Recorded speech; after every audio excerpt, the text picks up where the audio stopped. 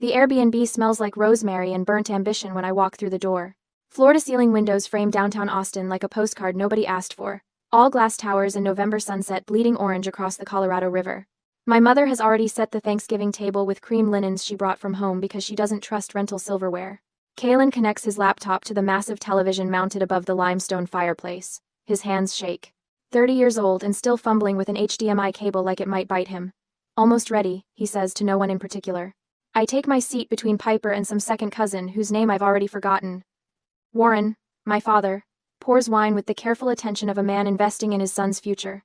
Blythe hovers near Kalen's shoulder, straightening his collar even though we're family, even though none of this requires performance. Except it does. It always does with him. The first PowerPoint slide flashes onto the screen. AI Art Gallery. Revolutionizing creative spaces. The font is Comic Sans. I press my lips together and study my water glass. So, Kalen begins, his voice cracking slightly. I've been working on this concept for 8 months now. 8 months. The same amount of time I spent closing the Riverside Plaza deal that netted my firm $4 million in management fees. He clicks to the next slide. It's a blurry screenshot of what might be AI-generated paintings, or possibly just abstract smears he found on Google Images. The intersection of technology and human creativity, he reads directly from the slide, represents an untapped market opportunity. Warren nods like Kalen just quoted scripture. Blythe actually takes notes on a small pad she pulled from her purse. I cut into my turkey. The meat is dry. Initial investment needed, Kalen continues, advancing to a slide that's just numbers in different colored fonts. $100,000. This covers gallery space lease, initial AI software licensing, and operational costs for the first 6 months. Piper shifts beside me. She's my cousin, my mother's sister's daughter, and the only person at this table who's ever asked me a direct question about my actual life. Sounds ambitious, Warren says, and I can already see him mentally liquidating something. Probably the mutual fund he said was for retirement. Kalen launches into projected revenue streams that rely entirely on words like synergy and disruption. I count the number of times he says, basically, 17. When he finally stops talking, Blythe dabs at her eyes. It's wonderful, sweetheart. So innovative. Sienna, Piper says, her voice cutting through the congratulations already forming. Are you still in Chicago? I heard you got a huge promotion. The table goes quiet. Even the second cousin whose name I don't remember looks up from his phone. I set down my fork with deliberate care. Actually, I'm relocating to New York. Tribeca. I closed on a place last week. Oh, that's exciting, Piper says. Renting? No, I bought it. She smiles, genuine and warm. That's amazing. What a great investment. $2.5 million. The words come out steady, factual, cash. Hudson River view. Warren's wineglass slips from his fingers. The sound of crystal shattering against Italian marble is surprisingly loud. Red wine spreads across the cream tablecloth like a wound, dripping onto the floor in thick drops that sound like a clock counting down. Nobody moves. Kalen's face transforms, going from pale to purple in the space of a heartbeat. His fork slams down. 2.5 million? In Tribeca? Jesus Christ, Sienna. Who did you have to sleep with for that? The words hang there, ugly and impossible to take back. Blythe recovers first. Kalen, honey, you're just stressed about your presentation. Her hand reaches for his arm, but he jerks away. Warren's staring at me like I just confessed to murder. Sienna, how could you not tell us about this? The absurdity of the question nearly makes me laugh. Tell them. As if I owe them a detailed financial report. As if my success requires their permission. Kalen stands so fast his chair scrapes across the floor. This is typical. This is so fucking typical. You always have to one-up me. Always. I watch wine drip onto the floor. Steady, rhythmic. My heartbeat feels the same way, distant and mechanical. Somewhere in my memory, I'm 18 again. Kalen's birthday party at that downtown Chicago lounge, 200 of his closest friends, an open bar that cost Warren $10,000. My birthday dinner was 3 weeks later at Olive Garden, just the 4 of us, and Blythe spent most of it on her phone coordinating Kalen's summer trip to Barcelona. He got a BMW 3 Series with a bow on it. Navy blue, leather interior, his name on the registration. I got a refurbished Dell laptop, $300. Warren handed it to me across the breadsticks and said, "You're so practical, Sienna. You don't need the flash." Strong, Blythe called me. Over and over, my entire childhood. Sienna's the strong one. She handles everything. What they meant was, Sienna doesn't complain. Sienna doesn't need. Sienna makes it easy for us to forget her. I pick up my napkin and fold it with careful precision. When I speak, my voice doesn't shake. I earned every penny through 80-hour work weeks and deals that actually closed. I look at Warren, then Blythe, then finally Kaylin. You got a BMW at 18, I got a $300 laptop. You got $8,000 wired to Barcelona for a semester emergency that was actually bottle service. You got startup funding for 3 different failed businesses. You're just a robot, Kaylin spits, pushing numbers around. You don't create anything, you don't contribute anything meaningful to the world. Warren holds up his hand. Sienna, that's enough. Apologize to your brother. The room tilts slightly. Or maybe that's just me, finally seeing clearly. Piper's gone completely still beside me. The forgotten cousin has his phone out. Blythe is crying, mascara tracking down her cheeks in careful lines. And Warren, my father, is looking at me like I'm the problem, like I'm the one who shattered something precious. The wine is still dripping. Each drop sounds louder than the last. My new apartment smells like recycled air and expensive failure. I sit cross-legged on the king bed with my laptop balanced on a pillow, still wearing yesterday's clothes because unpacking felt like admitting I'd be here longer than planned. My phone buzzes. Piper's name lights up the screen. I had no idea it was this bad. I stare at the text for a full minute before turning to work. The cursor blinks in my spreadsheet. Column A, date. Column B, amount. Column C, recipient. Column D, purpose, alleged. The bank statements I requested 3 days ago are PDF files now, lined up in my downloads folder like evidence at a crime scene. I've been avoiding them. Knowing something happened and seeing the precise dollar amount are different species of pain. I open the first file. May 2015. A wire transfer for $8,000 to Kaylin Edwards. The memo line reads, Barcelona emergency. There was no emergency. He posted Instagram photos from that trip for 6 months straight. Rooftop bars. Paella. A blonde girl whose name he never mentioned.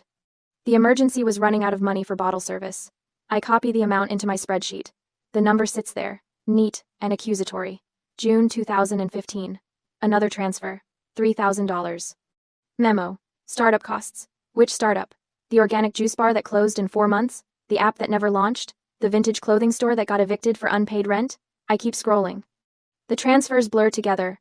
A parade of 4-figure failures. September 2016. $5,200. January 2017. $6,800. March 2017. $4,100. My 18th birthday gift was a refurbished laptop. Kaylin's 18th birthday gift was a BMW. The math starts adding up in ways that make my chest feel hollow. I create a new tab.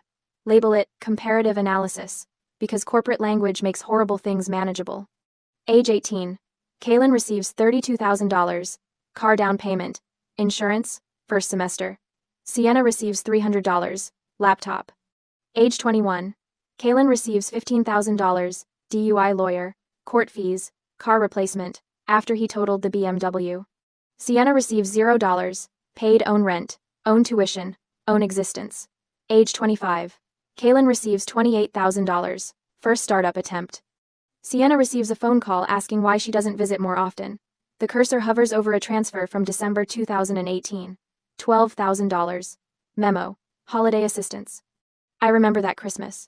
I flew home from Chicago, arrived with gifts I'd spent 2 weeks' salary on. Kaylin showed up empty-handed, 3 hours late, wearing a Canada Goose jacket that cost more than my monthly rent. Just something I picked up, he'd said when Blythe commented on it. $12,000. That's what he picked up. My phone rings. I consider ignoring it, but Blythe's name fills the screen and muscle memory makes me answer. Sienna. Her voice cracks immediately, tears already in progress. How could you do this to us? I don't respond. The spreadsheet is up to $187,000 now, and I'm only through 2019. You've destroyed family unity. Your father can't sleep. Kaylin is devastated. Kaylin called me a whore at Thanksgiving dinner yesterday. He was stressed about his presentation. You know how sensitive he is. The tears shift into something sharper. Your success makes him feel worthless. I click to another bank statement. March 2020, $8,000. Memo. Pandemic relief. That's not my responsibility, I say. You're his sister. Blythe's voice rises. Family takes care of each other. Family. The word tastes like something spoiled. When's the last time anyone asked how I was doing? Silence. Then. You're always fine. You're the strong one. Right. I add another line to the spreadsheet. April 2020. $6,500. May 2020. $4,200. I'm fine, which is why you favor him over your daughter. Favoring, that's not true. You're making things up. I also have bank statements. We have always invested in his potential. That's different. You cashed out your retirement fund for his Barcelona semester.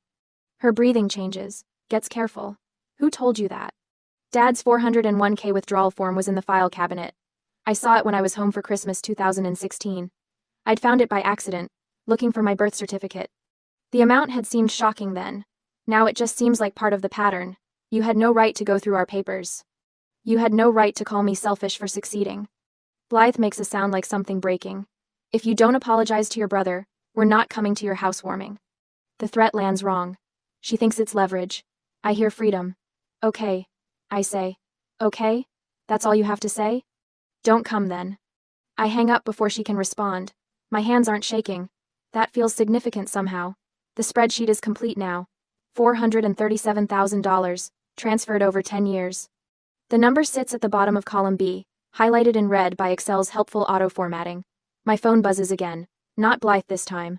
Warren. I let it go to voicemail. When the notification appears, I play it on speaker. Sienna, this is your father.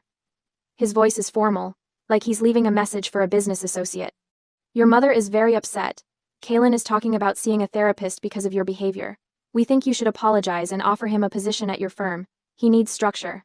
You have the resources to help him. The message ends. I save it to a folder labeled Documentation.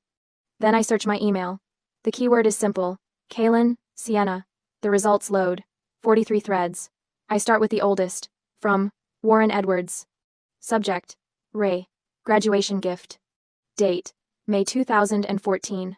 Sienna doesn't need a party. She's not the celebrating type. Let's put that money toward Kaylin's Europe trip instead. I graduated summa cum laude. Kaylin had graduated 3 years later with a 2.1 gigapascals and a general studies degree that meant he'd changed majors 5 times. I keep reading. Email after email, a decade of casual dismissal. My achievements are mentioned in single sentences. Kaylin's failures are discussed in paragraphs of sympathy and strategic planning. Subject: Sienna's promotion. Body: That's wonderful, honey. By the way, Kaylin needs $3,000 for his new business venture, Reve. Subject: Kaylin's opportunity. Body: 8 paragraphs about his vision, his potential, his sensitive artist soul. No mention that the opportunity was a pyramid scheme. My phone lights up. A text from an unknown number, but the message makes the sender obvious. You're tearing this family apart. Mom's crying. Dad's furious. Hope you're happy, you soulless corporate drone. I screenshot it. Add it to the documentation folder.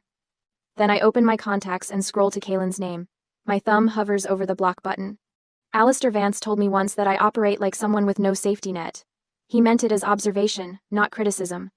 At the time I nodded and changed the subject because he was right, and I didn't want to explain why. I press block.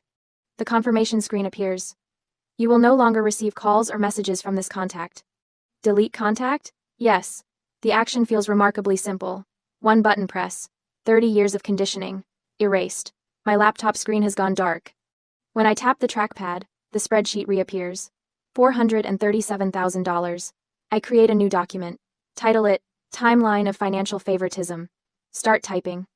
Every birthday. Every Christmas. Every emergency that wasn't. Every startup that failed. Every promise that my turn would come later. Later never came. Outside my window, New York is all lit windows and distant sirens. The city looks clean from 18 floors up. Manageable. Like a spreadsheet where everything adds up correctly. My phone buzzes one more time. Piper again. I believe you. If you need me to confirm anything, I will. I saw it too. I text back 4 words. Thank you. That matters. Then I return to the timeline. There's work to do. Security calls my direct line at 10:47 a.m. on a Tuesday, almost a month later. I'm 3 slides into a portfolio review when my phone vibrates across the conference table.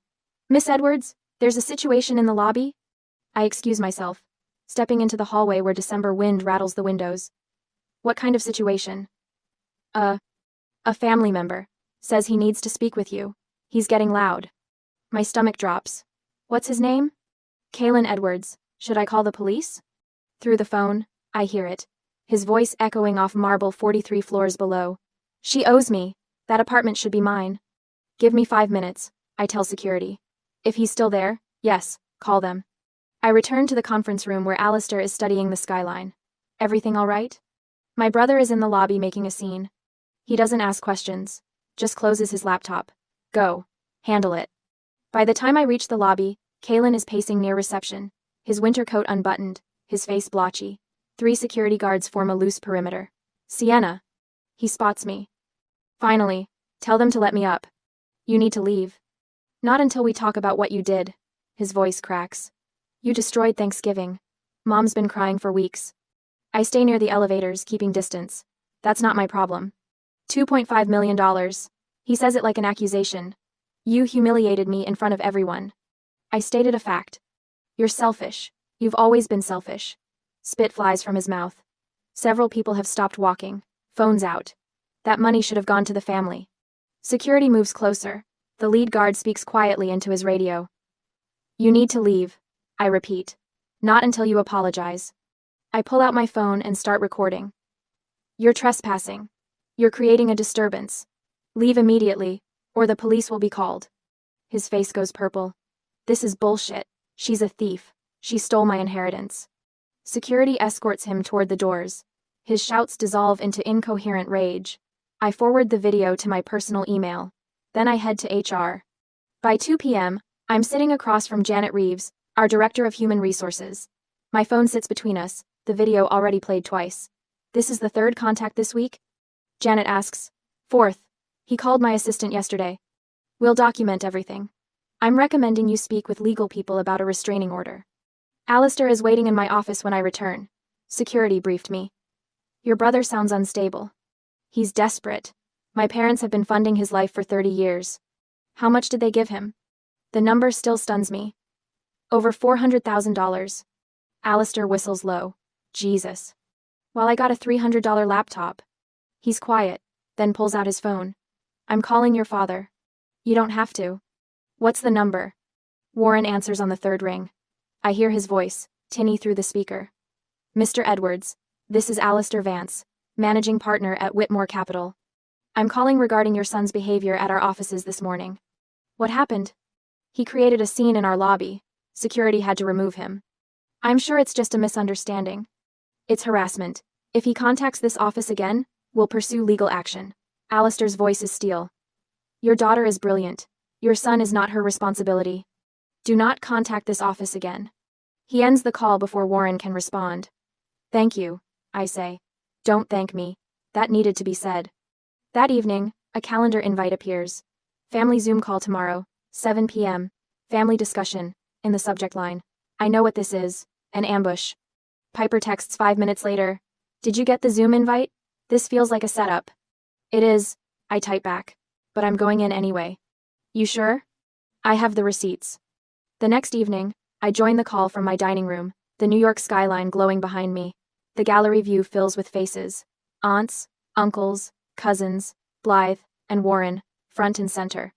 And Kalen, positioned in his Lincoln Park apartment that my parents pay rent for. Thanks for joining, Sienna. Warren begins. We thought it was time to clear the air. Kalen leans toward his camera. He's prepared, notes visible on his desk. He launches into a speech about family betrayal, about how my success came at his expense. She's made herself rich while I struggle. He says, voice breaking on cue. She's turned into this cold corporate robot. Blythe dabs at her eyes. Warren nods along. When Kalen finishes, Warren speaks. Sienna, do you have anything to say? I lean back. Let's talk about money. Kalen's eyes narrow. You got a BMW 3 Series for your 18th birthday. I got a $300 laptop. You got $8,000 wired to Barcelona. You've been given over $400,000 in the last 12 years. That's a lie. Blythe's voice is shrill. How dare you make up these numbers? I have bank statements. You're ungrateful, Warren says. Kalen leans forward, emboldened. See? She's crazy. She's making this up. The grid of faces shows confusion, shock. Some nod along with my parents. I realize it then. They will never admit it, not willingly, not publicly. The narrative they've constructed is too important. Good parents don't show blatant favoritism. Good parents don't drain retirement funds for one child while giving the other nothing. So they'll deny it forever. I see, I say quietly. This conversation is over. I close my laptop mid-protest, cutting off Warren's demands, Blythe's tears. My phone lights up with texts. most from relatives asking what happened. A few from cousins who witnessed the disparity, and one from a number I haven't seen in 3 years. Liam Kincaid. Heard about the family drama. Proud of you. I stare at his message, remembering his voice during our last fight senior year at DePaul. They're vampires, Sienna. Choose yourself. I chose them. I chose dysfunction over healthy love. He saw what I couldn't. I type back. Thanks. Should have listened to you. His response is immediate. You're listening now. That's what matters. The next morning, 3 things happen. Janet emails me a harassment documentation packet. Alistair delivers a security system for my Tribeca condo to my desk. And Piper calls. 3 aunts texted me after Zoom, she says. They admitted they saw favoritism. They just never said anything. Why not? Because speaking up meant becoming a target. I'm the target now. Yeah. But you can handle it. They can't. By Friday, my assistant has implemented a protocol. All family calls go to voicemail. All emails filtered. My parents can't reach me directly.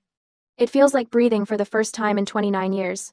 Saturday morning, I'm reviewing purchase agreements when my phone buzzes with an unknown number. A text message. Just a photo. Kaylin at JFK Airport, boarding pass visible. One-way ticket to New York. Then a second message. Coming to get what's mine. I screenshot both and forward them to Janet and my attorney. Then I text back. See you in court. Because I'm spending Christmas in Tribeca. In my apartment with the Hudson River view, I'm not hiding anymore. The doorman at 47 Light Street has Kaylin's photo taped inside his security binder. Frank, 62, former NYPD, takes his job seriously. When I handed him the restraining order paperwork 3 days ago, he studied Kaylin's face like he was memorizing a wanted poster. He shows up, Frank says, tapping the photo. I handle it. Christmas Eve arrives cold and clear. My Tribeca apartment smells like pine from the small tree Piper helped me pick out last week. No ornaments. Just white lights and the view of the Hudson turning silver in the afternoon sun. My phone buzzes at 7:47 p.m. Building security. Miss Edwards, we have a situation in the lobby. I'm already pulling up the security camera feed on my laptop before Frank finishes his sentence. There he is. Kaylin, wearing the same North Face jacket from Thanksgiving, pacing in front of the marble reception desk, his mouth is moving fast. Frank stands between him and the elevators, arms crossed. I'm watching the feed now, I tell Frank. Don't let him pass the desk. Not a chance. I screenshot the timestamp. 7:47 p.m. Document everything. That's what the lawyer said. Kaylin's voice rises loud enough that I can hear it through the phone. She's my sister. You can't keep me from seeing my own sister on Christmas Eve. Frank's response is too quiet to catch, but I see him gesture toward the door. The universal sign for leave. Kaylin doesn't leave. He pulls out his phone, probably calling my number that's been blocked since December 3rd. When that doesn't work, he turns to the windows facing the street. Starts shouting. Sienna, I know you're up there. Stop hiding. I end the call with Frank and dial 911. My voice stays level when the operator answers. I need to report a violation of a restraining order at 47 Light Street, Tribeca. The subject is currently in the building lobby refusing to leave. Anyone? Outside? Someone's recording. I can see the phone cameras raised through the lobby windows, capturing Kaylin's meltdown in high definition. He's gesturing wildly now, pointing up at my building like he's giving a tour of his inheritance. She stole it. His voice carries up through 17 floors of luxury condos. That apartment should be mine. She's stealing my inheritance. There is no inheritance. Our grandmother's trust goes to charity. But facts have never mattered to Kaylin. 2 NYPD officers arrive in 11 minutes. I time it. Frank meets them at the door, shows them the restraining order copy, and points to Kaylin. The whole interaction takes 90 seconds before they're escorting my brother away from the building, his voice still echoing off the surrounding buildings about theft and betrayal and family loyalty. By 9 p.m., the video is on Twitter, entitled, Man-Child Melts Down at Luxury Building. 40,000 views. By midnight, 200,000. Someone's added subtitles. Another person made it a TikTok with a crying filter. Kaylin's face, purple with rage, becomes a meme. I forward everything to my attorney. Every view, every share, every comment calling him pathetic. Documentation. Blythe calls at 6:47 a.m. on Christmas morning. I let it go to voicemail. She calls again at 7:03. At 7:15, Warren tries. At 8:30, I listen to the messages. Sienna, this has gone too far. Blythe's voice shakes. Your brother is devastated. He just wanted to talk to you. On Christmas. You've made him a laughingstock. Warren's message is shorter. We're flying to New York. We need to settle this as a family. I text my lawyer. Parents incoming. Office ambush likely. Her response arrives in 30 seconds. Will notify building security. HR standing by. They show up at my office on the Tuesday after Christmas. I'm expecting them. So is building security, HR, and the corporate attorney Alistair arranged at 8 a.m. that morning. Warren and Blythe walk into the glass conference room like they own it. My mother's wearing her cream Talbot suit, the one she saves for parent-teacher conferences and church. Warren's in his insurance broker blazer, the one with the slight shine on the elbows. They don't expect the witnesses. Jennifer from HR sits to my left. Marcus, the corporate attorney, sits to my right. Building security waits outside the glass walls, visible and ready. What is this? Blythe's composure cracks immediately. We came to talk to our daughter. You came to harass an employee at her workplace, Marcus says. His voice could cut steel. Miss Edwards has agreed to this meeting with counsel present. I set my phone on the table, recording light visible. Legal in New York with notice, which Marcus just provided. Sienna, please. Warren tries his reasonable father's voice. We just want to understand. Why are you doing this to Kaylin? Tell me about the investment strategy, I say. My voice could be discussing market trends. $400,000 over 12 years. Walk me through the logic. Blythe's eyes dart to Warren. He shifts in his chair. We invested in Kaylin because he needed help, Blythe says finally. You were always so capable. You didn't need us. There it is. I tap my phone screen, marking the timestamp. So, my capability disqualified me from equal treatment, I say. Not a question. Warren leans forward. Your success was supposed to support the family. That's what families do. The strong ones help the struggling ones. Marcus writes something down. Jennifer's face stays neutral, but her fingers tighten around her pen. Can you repeat that? I ask Warren. For clarity. You were supposed to help your brother, Warren says, his voice rising. You make millions. He's struggling. Family means helping each other. I stop the recording, tap it twice. The playback fills the conference room. Your success was supposed to support the family. Blythe's face goes white. Warren's mouth opens, then closes. That recording will be provided to our legal team, Marcus says, standing. This meeting is over. Any further contact with Miss Edwards will be considered harassment, and will be met with immediate legal action. Security escorts them out. Blythe's crying. Warren's arguing with the guard about rights and family and respect. The elevator doors close on his protests. Jennifer touches my shoulder before she leaves. I have 3 brothers, she says quietly. I understand. Back in my office, the emails are already coming in. Piper's created a shared drive. Family documentation, she's titled it. Inside are folders, financial records, witness statements, social media evidence, Aunt Linda's contribution, photos from our 18th birthday, Kaylin's lounge party with the ice sculpture, my Olive Garden dinner, 4 people around a table meant for 8, cousin Marcus, a video of Kaylin's Barcelona stories, bragging about bottle service that cost $8,000 in one night. 3 more cousins submit written statements. They all start the same way. I witnessed preferential treatment. Alistair emails at noon. Corporate counsel is yours for as long as you need. Nobody threatens my directors. The investment firm posts a statement on LinkedIn that afternoon. We stand behind our managing director and her exemplary professional record. By week's end, Kaylin's AI art gallery investors are demanding refunds. His Instagram rants about family betrayal get screenshotted by my legal team. His threats about exposing family secrets are documented, time-stamped, forwarded. Warren's insurance firm receives an anonymous complaint about his son's public behavior.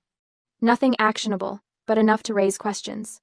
The parents' retirement fund, already depleted from Kaylin's ventures, hits zero. Reality arrives in the form of a Lake Forest mortgage payment they can't cover. On New Year's Eve, the extended family group chat explodes. Someone leaked the $437,000 figure. Aunt Patricia demands an explanation. Uncle Robert wants to know if his mother's estate was accessed. The grandmother's estate attorney schedules an emergency review. The family Christmas dinner, already postponed from the 25th, gets cancelled entirely. Due to conflict, Blythe's email says. Nobody responds. I spend New Year's in my apartment, 17 floors above the city. Piper's here. Alistair and his wife bring champagne. Jennifer from HR stops by with her partner. My chosen family, assembled by choice rather than blood. At midnight, the fireworks over the Hudson paint my windows gold and silver. My phone buzzes. Unknown number. The text preview shows, you destroyed everything. I delete it without reading the rest. Pour another glass of champagne. Toast to the family I built myself. Outside, the city celebrates. Inside, I'm finally free. The lawsuit arrives by courier at my Tribeca building on a Tuesday morning in February. The doorman hands me the manila envelope with an apologetic expression, as if he knows what's inside will ruin my coffee. Kaylin Edwards v. Sienna Edwards. Infliction of emotional distress. Demand. $500,000. I read the complaint standing in my marble lobby, still wearing my running shoes, my breath fogging the floor-to-ceiling windows that face the Hudson. The language is breathtaking in its delusion. I sabotaged his creative potential. I systematically undermined his confidence. I manipulated family resources to ensure his failure. My phone buzzes. Alistair's name lights up the screen. You've seen it, he says when I answer. Reading it now. It's garbage. Frivolous doesn't begin to cover it. His voice carries the controlled fury of a man who spent 40 years watching entitled people abuse the legal system. They found some contingency ambulance chaser who thinks he can squeeze a settlement out of you. I flip to page 4. There it is. The claim about grandfather's trust. They're saying I influenced the estate distribution, that I manipulated a dying man to cut Kaylin out of inheritance he was supposedly owed. My grandfather left me $50,000 for graduate school. He left Kaylin nothing because Kaylin never visited him, not once during the 18 months he spent in hospice care. They want forensic accounting. I tell Alistair. Full disclosure of all my assets. Of course they do. It's a fishing expedition. Papers rustle on his end. They're also threatening to go public with unspecified family secrets unless you settle for $250,000. I walk to my window. A ferry crosses the river below, small and determined against the current. Let them go public, I say. 3 weeks later, discovery begins. My legal team is led by Patricia Morrison, a litigator who made her name destroying fraudulent personal injury claims. She has silver hair cut sharp as a blade and eyes that could calculate your net worth from across a courtroom. This will get ugly, she warns me during our first meeting in her Midtown office. They've listed your parents as character witnesses. They're claiming a pattern of emotional abuse dating back to childhood. Good. I slide a thumb drive across her conference table. Because I have documentation dating back just as far. She plugs it into her laptop. Her expression doesn't change as she scrolls through the files, but her fingers pause on the mouse for just a moment when she reaches the spreadsheet. 437,000, she says quietly. 437,000. Not including the 4,000 I spent on his DUI lawyer when he wrapped my Honda Civic around a telephone pole sophomore year. Patricia looks up. You paid for that? With my summer savings. I was supposed to buy a used car for my junior year. Took the bus instead. She makes a note. We'll need bank statements proving the transfers. I have 10 years of statements. Every birthday check they wrote him. Every emergency wire. Every failed business they funded. I meet her eyes. And I have the text messages where my mother admitted they did it because I didn't need help. Discovery reveals things even I didn't know. The deposition transcripts arrive in March, thick binders that Patricia walks me through in her office, while sleet batters the windows. Warren's testimony, page 47. We viewed Sienna as our retirement plan. She was always going to be successful. Kaylin needed more support. Blythe's testimony, page 62. The birthday parties were different because Kaylin is more social. He needed those experiences. Sienna preferred quiet celebrations. The lies are so smooth they've almost convinced themselves. But then there's page 93, where Patricia asked Blythe about the BMW versus the laptop. Well, yes, there was a disparity, but Sienna never complained. Did you ask if she minded? Long pause, recorded by the court reporter as lasting 14 seconds. No. Kaylin's deposition is a masterpiece of unforced error. Patricia barely has to push. He unravels like a sweater with one thread pulled. Name one business venture that generated revenue, she asks. The art gallery concept was solid. The market just wasn't ready. Did you lease gallery space? I was in the planning phase. For how long? 8 months. What did you do during those 8 months? Market research, competitive analysis. Can you provide documentation of this research? Silence. Then, it was mostly conceptual. Patricia has printed out his social media posts, laid them in a neat timeline across the conference table. December tweets calling me a corporate sociopath. January Instagram rants about family betrayal. The February post compares me to Scrooge. Somehow managing to get both the Dickens reference and the basic plot wrong. Did you write these? Patricia asks. I was emotional. She just humiliated us at Thanksgiving. By purchasing real estate with her own money? His lawyer objects, but the damage is done. Every word is a court record now, permanent as concrete. The trial date is set for late March. Manhattan Supreme Court, a building that smells like old wood and older grudges. The courtroom has mahogany panels and marble floors, columns that rise toward vaulted ceilings, windows that let in sharp spring light. I wear charcoal gray. Kalen wears a suit that doesn't fit right, the jacket pulling across his shoulders, the pants puddling over shoes he clearly borrowed. Patricia's opening statement is surgical. She projects the PowerPoint onto the courtroom screen. The same financial data I compiled in that Chicago hotel room, now presented as Exhibit A through M. Every transfer documented. Every disparity is quantified. The BMW versus laptop photo becomes evidence. Patricia has it blown up poster size. The judge studies it for a long moment, his reading glasses sliding down his nose. 18 years old. Patricia says, same parents, same birthday, 3 weeks apart, $30,000 car versus $300 laptop. Warren sits in the gallery behind Kalen, his face the color of an old newspaper. Blythe dabs at her eyes with tissue, but the judge doesn't look at her. He's reading the bank statements now, following the trail of money with one finger. Our forensic accountant testifies on day 2. Richard Brennan, 30 years of experience. A man who once traced mob money through 14 shell corporations. He walks the court through every transfer, his voice steady and bored, like he's reading a grocery list. Between ages 18 and 30, the defendant's brother received approximately $437,000 from their parents. The plaintiff received in that same period approximately $8,000, primarily in the form of small holiday gifts. Kalen's lawyer objects. Relevance, Your Honor. This case is about emotional distress, not family finances. The finances establish the pattern of favoritism, Patricia counters, which directly relates to the defendant's claim that my client sabotaged him. The judge nods. Overruled. Continue, Mr. Brennan. Alistair testifies on day 3. He wears the same expression he uses in board meetings when someone presents a bad quarterly report, disappointed but unsurprised. In 10 years of working with Miss Edwards, I have never witnessed unethical behavior. She is meticulous, honest, and arguably the most talented analyst I've supervised. Kalen's lawyer tries to rattle him. Isn't it true you have a personal relationship with the plaintiff? I'm her mentor. Yes. Doesn't that bias your testimony? Alistair removes his glasses, polishes them with a handkerchief. I've mentored 47 analysts in my career. 3 have made managing director before age 30. Sienna is one of them. That's not biased. That's pattern recognition. Piper testifies. Liam sends a written statement from California, describing the family dynamics he witnessed in college. 3 of my colleagues provide character references. The video compilation plays on day 4.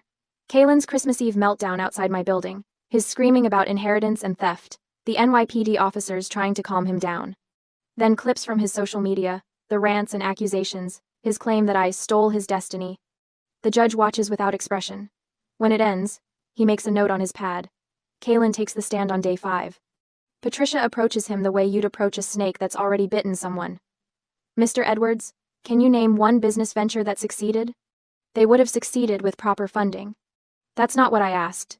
Name one that succeeded, generated profit, paid its own expenses. His jaw works. The market conditions weren't favorable. For 12 years? Not one favorable market condition? You don't understand creative industries. Patricia picks up a document. I have your student loan history here. You attended DePaul University for 6 years, changing majors 4 times, and left without a degree. Your parents paid $118,000 in tuition. Is that correct?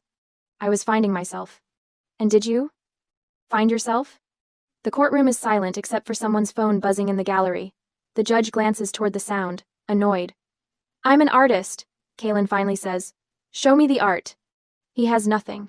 No portfolio, no exhibitions, no sales. Just concepts and plans and dreams funded by people who should have known better. The judge's ruling comes down the next morning. I'm back in my office when Patricia calls. Dismissed with prejudice, she says. He can't refile. Ever. And? The judge awarded you $100,000 in legal fees, plus costs. Kalen's personally liable for the full amount. I close my office door, lean against it. Through the window, I can see the Hudson, gray and rolling under clouds. There's more. Patricia continues. The judge included a statement in his ruling. I'm reading it now.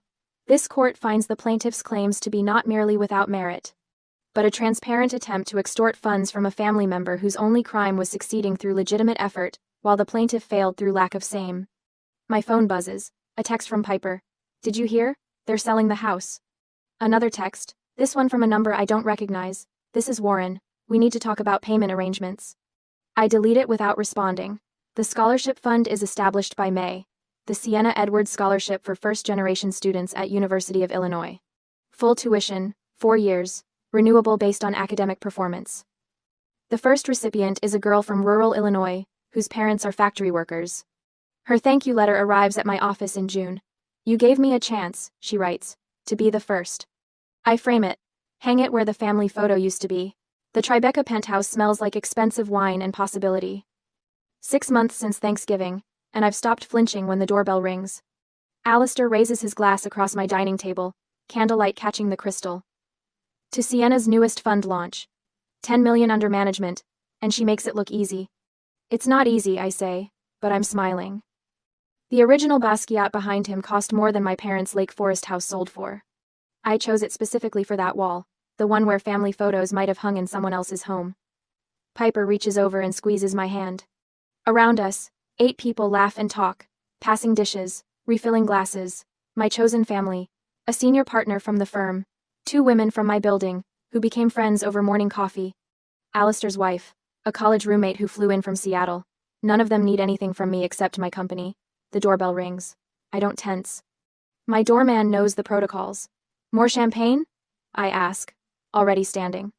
When I return with 2 bottles, Piper is looking out at the Hudson, the lights of New Jersey flickering across dark water. Do you think you'll ever do Thanksgiving with the family again? The question doesn't hurt the way it might have 6 months ago. Family isn't blood, I tell her, gesturing at the table. It's who shows up for you. She nods slowly. We're in the same time frame, late November, but everything feels different. Last year I was bracing for impact. This year I'm grateful for the explosion that freed me. My journal sits on the bedroom nightstand. Last night's entry was simple. Their emergency is not my responsibility. My therapist helped me write that sentence. We've been working through it monthly, processing decades of manipulation, understanding that my parents created Kaylin's entitlement with every birthday disparity, every wired emergency fund, every excuse. The guilt is gone. Not buried, not managed. Actually gone. Senior Managing Director, Alistair announces to the table, because he loves this part. Youngest in the firm's history. Stop, I say, but I'm laughing. My phone buzzes. A text from Liam. Heard about the promotion. Always knew you'd choose yourself eventually. Proud of you. I type back quickly. Thank you. For everything. His response is immediate. You did this, not me. But he saw it first, and saw what I couldn't. That's worth acknowledging. The dinner conversation shifts to someone's terrible contractor, then to summer travel plans. Normal problems. Solvable problems. Nobody needs me to rescue them from the consequences they created. Later, after everyone leaves, Piper helps me clear plates. I meant to tell you, she says. That young woman you've been mentoring? She finally set boundaries with her mother. My mentee, 26, brilliant, drowning in family obligation. I told her my story at a women's leadership conference in March, showed her the spreadsheet. Explained how documentation became freedom. Good for her, I say, and mean it. The UIUC Scholarship Fund is supporting 5 students now. The legal settlement from Kaylin bought them futures he never bothered to build for himself. My legacy isn't the money I made, it's the pattern I broke. My laptop shows an unread email notification. Warren's name in the sender field. I don't open it. I drag it directly to the trash, then empty the folder. A birthday card arrived yesterday with a Lake Forest postmark. Blythe's handwriting on the envelope. I gave it back to the doorman, marked return to sender. Last week someone tried to bring DoorDash breakfast to my building. The order name was Kaylin. My doorman, a magnificent man, refused the delivery. Their narrative is no longer my concern. I pour myself the last of the champagne and walk to the terrace. Manhattan spreads below me, 8 million people living their complicated lives. The November air is cold, but I don't go inside. My phone buzzes, unknown number. The preview shows enough. You destroyed us. I don't read the full message. My thumb hovers over it for less than a second before I delete it. The truth settles in my chest, warm and final. I didn't destroy them. I stopped enabling their destruction of me. I raise my glass to the skyline, to the life I built brick by brick, while they expected me to crumble. To the family we choose, I say to the night. The champagne tastes like freedom.